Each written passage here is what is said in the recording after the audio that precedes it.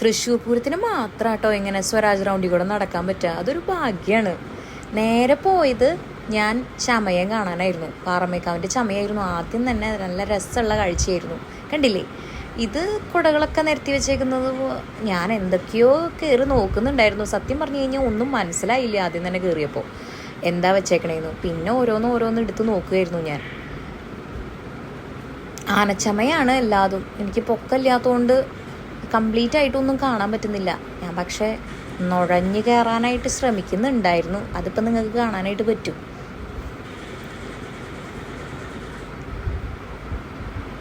എൻ്റെ ക്യാമറമാൻ എവിടെയാണാവോ? ഞാനത് ഇടയ്ക്കിടയ്ക്ക് അന്വേഷിക്കുന്നുണ്ടായിരുന്നു.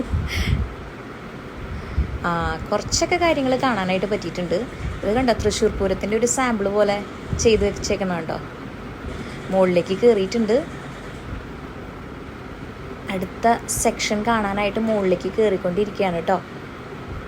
അവിടെയാണ് ശരിക്കും കുടകൾ ഇങ്ങനെ നീർത്തി വെച്ചേക്കുന്നത്. എന്ത് രസമല്ലേ കാണാനായിട്ട്. പല പല നിറത്തിലുള്ള കുടകളാണ്. നല്ല ഭംഗിയുള്ള കുടകൾ അല്ലേ.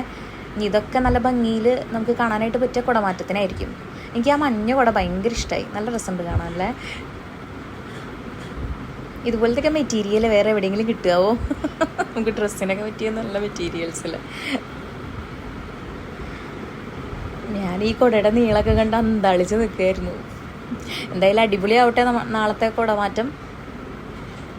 കുറേ ആൾക്കാരുണ്ടായിരുന്നു കേട്ടോ കാണാനായിട്ട്. ഇപ്പോഴും തിരക്ക് കഴിഞ്ഞിട്ടില്ല.